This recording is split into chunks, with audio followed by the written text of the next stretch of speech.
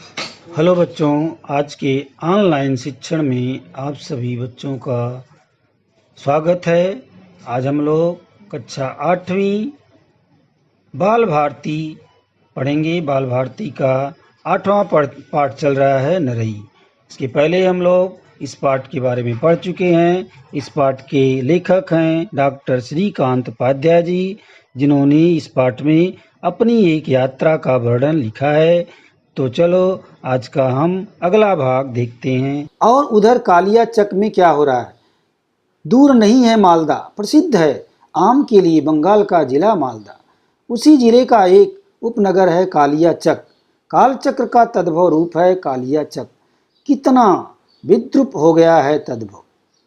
इस दो लाइन के माध्यम से लेखक जी कह रहे हैं, यानी आगे का जो क्षेत्र पड़ा उसके बारे में बता रहे हैं। अब उधर कालिया चक में क्या हो रहा है, यानी अब उनकी ट्रेन कालिया चक में पहुंच रही है और वहां से कह रहे हैं कि दूर नहीं है मालदा। मालदा जिला है जो कि वहां से दूर नहीं है। मालदा जिला के बारे में कह रहे हैं कि मालदा जिला प्रसिद्ध है आम के लिए। आम जो है मालदा का बहुत प्रसिद्ध है।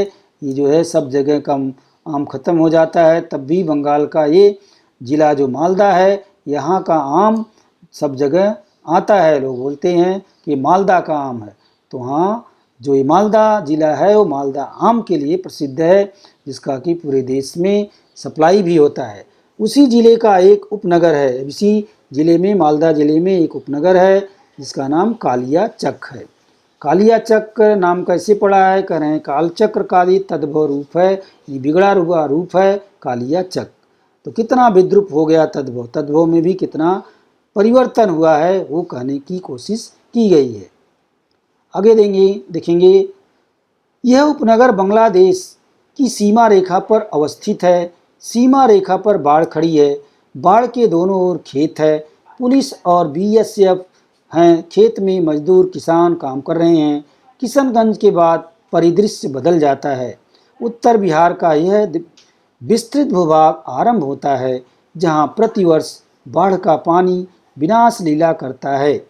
जहाँ तक देख पा रहा हूँ, पानी ही पानी, पेड़ रूख पानी में, घर द्वार पानी में। कहाँ गए लोग, कहाँ गए पशु पक्षी? बाढ़ तो 1 महीने पहले आई थी, लेकिन अभी भी पानी उतरा नहीं है। भौगोलिक दृष्टि से उत्तर बिहार का यह अंचल धंसा हुआ है। प्रतिवर्ष हवाई सर्वेक्षण।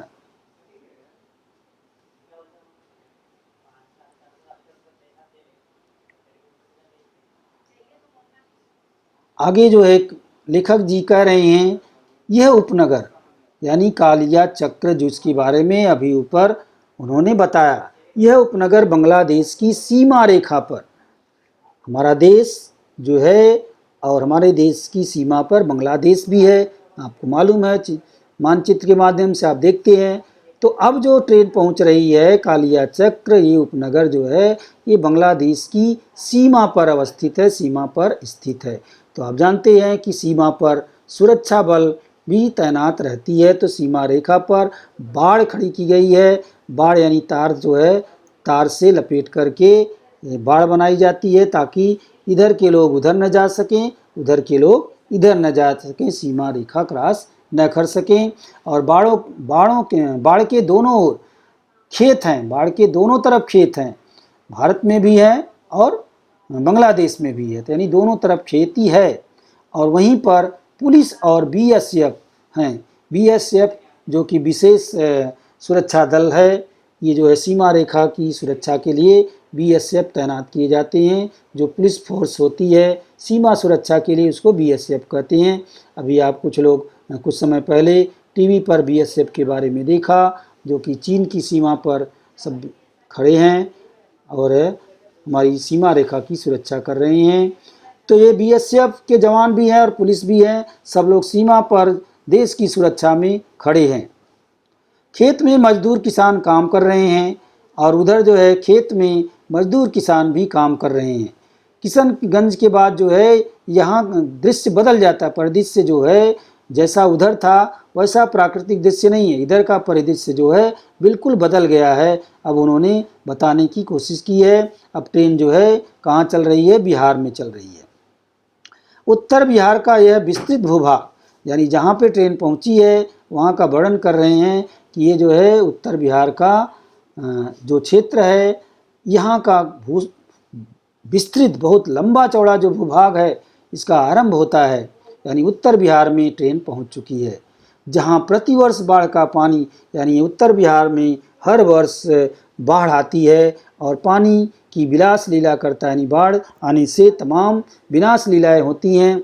अब हम ही टीवी पर देखें कि बिहार में बाढ़ आई थी, देश के अन्य स्थानों पर भी बाढ़ आई थी, इसको आपको टीवी के माध्यम से दिखाया भी गया कि बाढ़ के आने से क्या नुकसान होता है।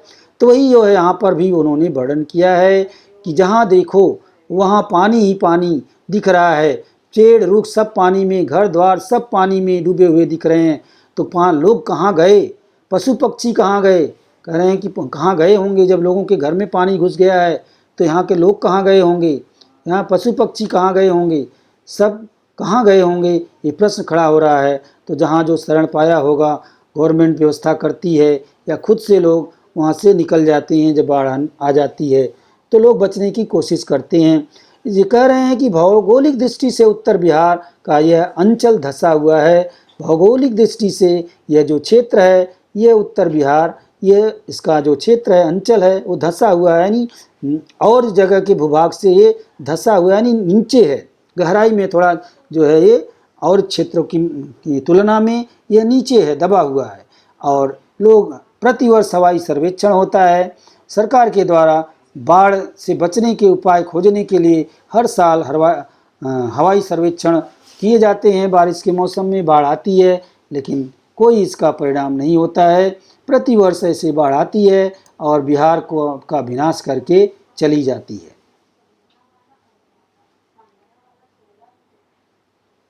ऊंची जमीन की विसत पट्टी पर रेलवे लाइन बिछी हुई है, महानंदा पानी के अक्षितिज विस्तार के बीच चली जा रही है।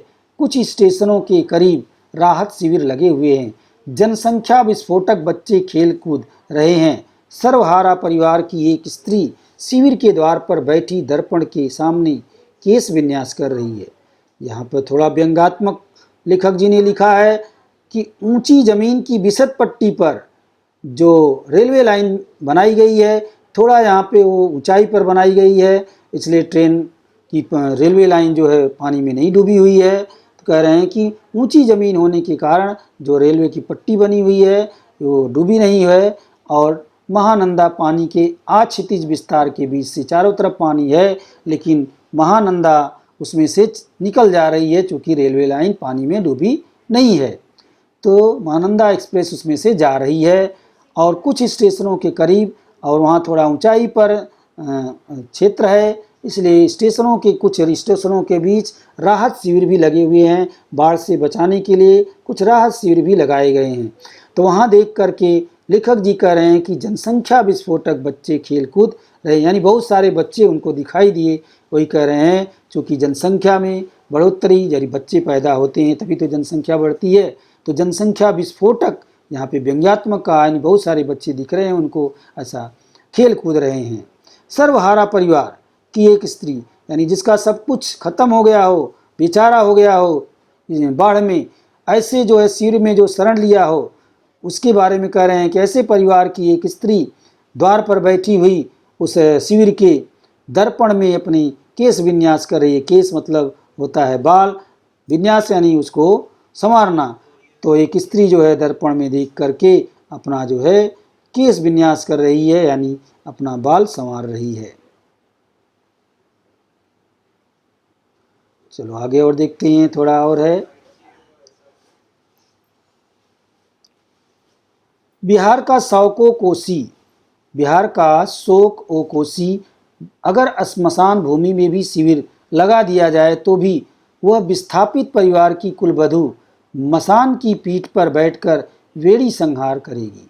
इस दो लाइन के माध्यम से क्या कर रहे हैं, बिहार का शौक है, बिहार का शोक ओ कोसी, यानी बिहार के लोग अपने बाल को जरूर संवारते हैं। कुछ ऐसा उन्होंने कहने की कोशिश की है कि अगर श्मशान भूमि में भी शिविर लगा दिया जाए तो भी वहाँ पर भी विस्थापित परिवार की कुलवधू, जो नई नई स्त्रियाँ होती हैं, कुलवधू होती हैं, वो लोग मसान की पीठ पर बैठ के भी बेड़ी संहार करेंगी। यानी वहाँ आप जानते हैं कि श्मशान में क्या होता है, तो वहाँ पे यानी मसान यानी जो मुर्दे जलाए जाते हैं उसकी खोपड़ी होती है, उसको मसान कहते हैं। तो यानी ऐसी स्थित स्थान पर भी यानी कठिन परिस्थितियों में भी ये कुलवधू जो स्त्रियां हैं ये अपना जो है बाल संवारना बंद नहीं करती हैं। तो ऐसे लोग यहाँ के हैं, ये बताने की कोशिश लेखक के द्वारा की गई है। इधर बाढ़ में डूबा बिहार पानी से मुक्ति चाहता है, उधर महाराष्ट्र का मराठवाड़ा और उत्तर प्रदेश का बुंदेलखंड परम वृष्टि पाकर बेहाल हो रहे हैं। कटिहार के बाद भूदृश्य भी फिर बदलता है। बाढ़ के दृश्य अब नहीं दिख रहे हैं, शाम का धुंधल का उतर रहा है। बिहार रात की बाहों में और मैं निद्रा के अनंत में। अब आगे का परिदृश्य कह रहे हैं कि इधर बाढ़ में डूबा बिहार पानी से मुक्ति चाहता है। अब इधर तो पानी ही पानी है, यानी जहाँ बाढ़ आ गई है वहाँ पे लोग पानी से मुक्ति चाहते हैं कि ये पानी कब ख़त्म हो। लेकिन कह रहे हैं उधर महाराष्ट्र का मराठवाड़ा क्षेत्र, अब महाराष्ट्र के बारे में भी कह रहे हैं कि महाराष्ट्र का मराठवाड़ा और उत्तर प्रदेश का बुंदेलखंड ये जो है थोड़ा कम यहाँ पानी बरसता है। वही कह रहे हैं कि यहाँ पर तो वृष्टि पा करके यहाँ अभी पानी बरसा है तो लोग निहाल हो रहे हैं, खुश हो रहे हैं। जहाँ पानी की कमी है, पानी नहीं बरसा है, ऐसे स्थानों पर अगर पानी बरसेगा तो लोग खुश ही होंगे। तो ये कह रहे हैं कि यहाँ तो वृष्टि पा करके यानी वर्षा हुई है तो लोग निहाल हो रहे हैं, यानी खुश हो रहे हैं। कटिहार के बाद भूदृश्य फिर बदलता है। अब आगे जो है फिर कह रहे हैं कटिहार आ गया है, कटिहार के बाद भूदृश्य बदल जाता है। अब इधर का दृश्य जो बाढ़ के दृश्य थे अब वो समाप्त हो रहे हैं, अब नहीं दिख रहे हैं। और समय का भी उन्होंने वर्णन किया कि शाम का धुंधल का उतर रहा है, यानी शाम का समय हो गया है, अब धुंधला भी छा गया है, अब बाहर कुछ दिखाई भी नहीं पड़ेगा। और अपने बारे में कह रहे हैं बिहार रात की बाहों में, यानी बिहार में अब रात हो गई है और मैं निद्रा के अनंत में, यानी रात होने के कारण मैं भी सो गया। तो अब रात हो गई है, बिहार में ट्रेन पहुंच चुकी है और मैं भी सो गया। आगे का वर्णन कर रहे हैं सवेरा हो गया है, दक्षिण बिहार की धान मेखला रात में आई और चली गई, मुगल सराय पीछे छूट गया है, महानंदा चुनार मिर्जापुर क्षेत्र में प्रवेश कर चुके हैं। अब जो है चूंकि रात भर सोए लेखक जी, अब क्या आया क्या गया उन्होंने देखा नहीं, फिर भी कह रहे हैं कि सवेरा हो गया है, दक्षिण बिहार की धान मेखला रात में आई और चली गई। जो दक्षिण बिहार का धान का क्षेत्र था वो रात में आया और चला गया। और अब मुगल सराय पीछे छूट गया है। मुगल सराय स्टेशन जो होता है वो बिहार का सीमांत स्टेशन है, उत्तर प्रदेश और बिहार का। मुगल सराय भी स्टेशन पीछे छूट गया है, यानी ट्रेन अब मुगल सराय से आगे निकल चुकी है। महानंदा एक्सप्रेस अब चुनार और मिर्जापुर ये क्षेत्र उत्तर प्रदेश के क्षेत्र हैं वहाँ प्रवेश कर चुकी है, जो है उन्होंने बताने की कोशिश की, यानी चुनार और मिर्जापुर के क्षेत्र में अब आ गए हैं। अब वहाँ का वो जो दृश्य है वो वर्णन करने की कोशिश कर रहे हैं। कहाँ है देवकी नंदन खत्री के उपन्यास, चंद्रकांता और चंद्रकांता संतति में वर्णित वे रहस्यमय जंगल और खो कंदराएं, रेलवे लाइन के आसपास कुछ जंगली पेड़, कटी पिटी जमीन और नदी नाले के पार्श्व में रहने वाले सरपत अवश्य दिख रहे हैं। ये प्रतीक हैं जंगल के, नदी नाले के। अब हम प्रकृति को प्रतीकों में देखा करेंगे। कह रहे हैं कि अब ये जो क्षेत्र है ये चूँकि वनांचल है, यहाँ पे वन हुआ करता था, तो वही कह रहे हैं कहाँ है देवकी नंदन खत्री के उपन्यास।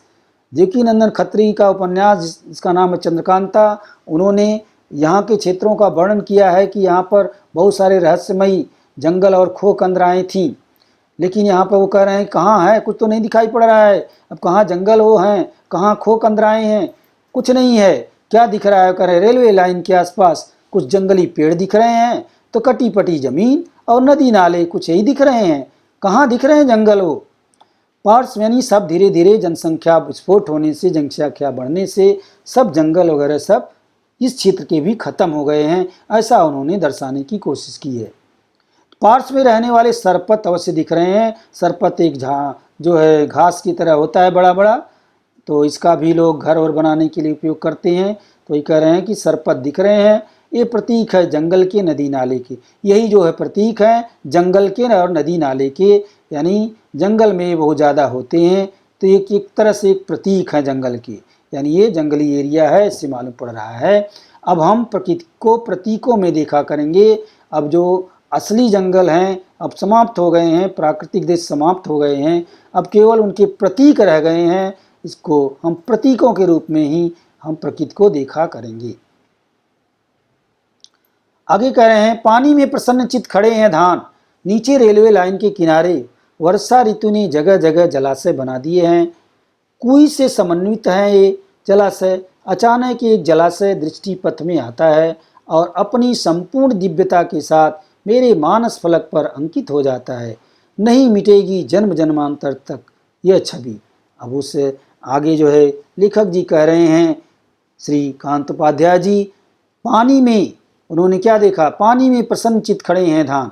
अब जो क्षेत्र है वहाँ भी धान की खेती है और उस धान की खेती में नीचे पानी भरा हुआ है, तो पानी में खड़े हैं धान और सुंदर लग रहे हैं, प्रसन्नचित्त है, यानी बहुत मनोहारी दिख रहे हैं, एकदम स्वस्थ दिख रहे हैं।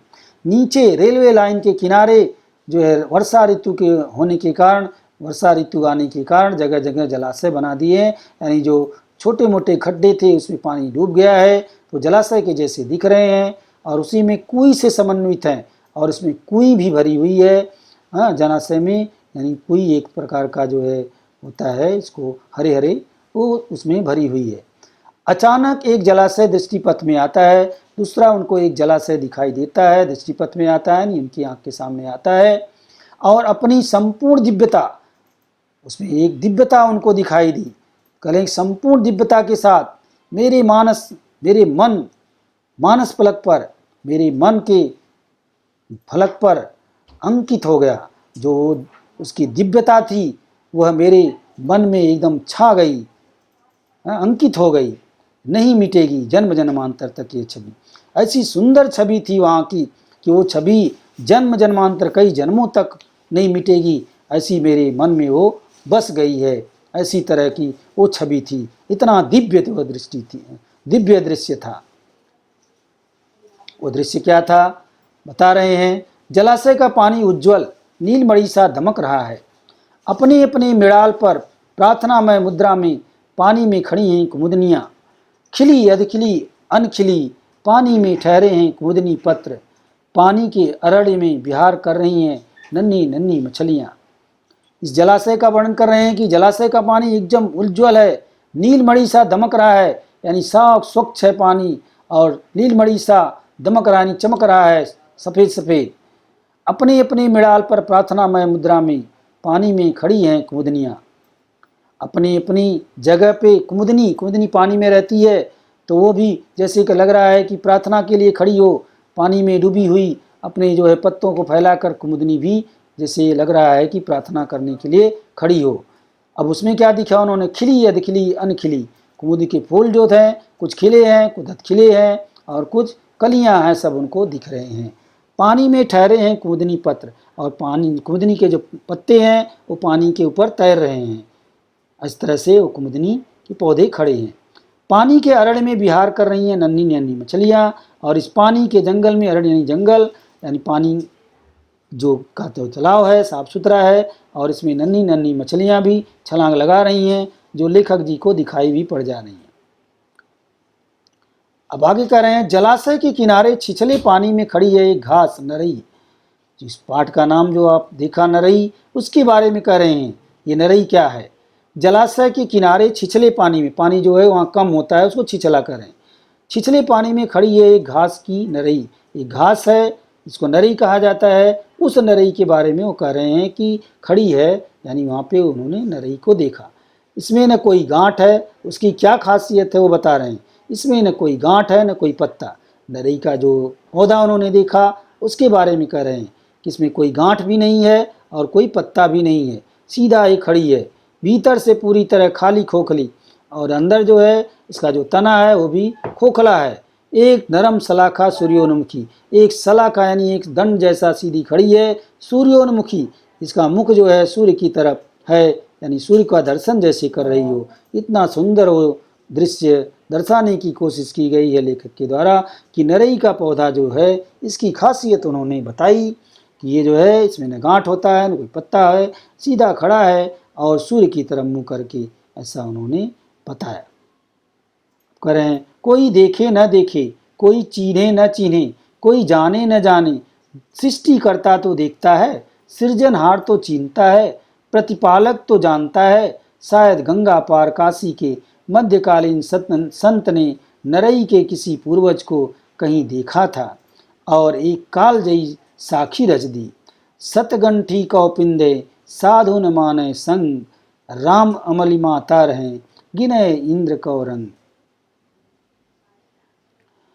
भस्मस्नात देह पर 7 गंठों से गठा कौपिन धारण कर साधु जब भागीरथी के तट पर सूर्योदय सा खड़ा होता है तो वह जीवन और जगत का महानायक हो जाता है, जिसका तेज प्रताप देखकर पंच महाभूत पृथ्वी जल अग्नि वायु आकाश रोमांचित हो उठते हैं।